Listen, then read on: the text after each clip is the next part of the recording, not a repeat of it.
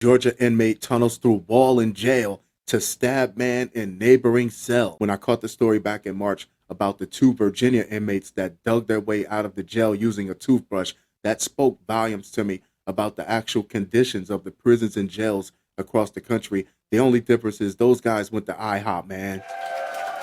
They went and got waffles. This guy dug a hole in the jail to stay in the jail. Smooth move. A Georgia inmate tunneled through a jail wall and stabbed another prisoner in Fulton County last week.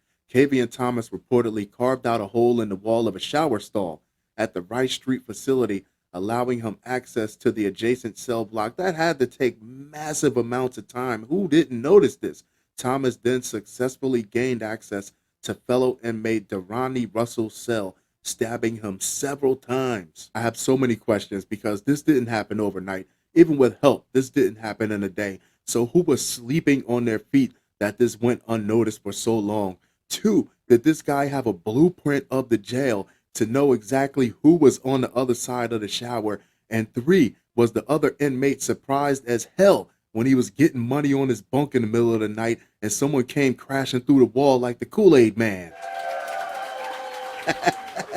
The Fulton County Sheriff's Office said the victim has sustained superficial stab wounds to his upper body and received treatment from the jail's medical unit. He's going to sue their ass. Thomas was serving time for theft of stolen property, possession, transport of a firearm by a convicted felon, and possession of marijuana, according to court records. And I honestly think that's irrelevant. I'll tell you why in a second.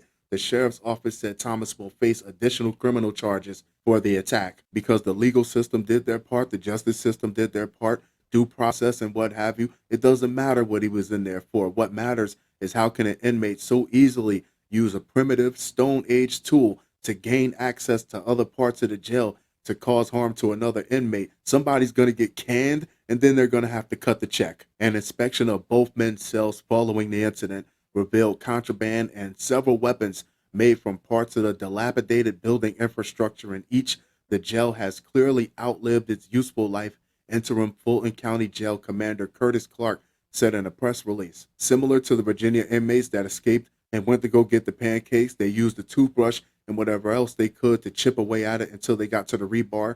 Then once they got to the rebar, they used that to finish the job. The inmates are literally using your own building against you. That reality makes it even more challenging. Challenging, buddy. This is beyond challenging. This is life or death. They're playing for keeps for us to do our job, providing the safest possible environment, not only for staff, but for the inmates as well. The 2 men's prison zones, each containing 18 separate cells, were supposed to be separated by 2 heavy locking metal doors. What's hilarious to me is that they still don't understand that the metal doors might be impenetrable, but the whole rest of the jail isn't.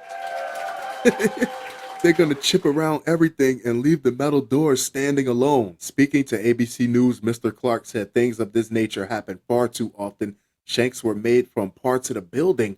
An idle mind is the devil's workshop, he added, while pointing out parts of the rundown building that could be used to create weapons. He sounds like this might be his last year. Let's get Mayor of Kingstown on the line.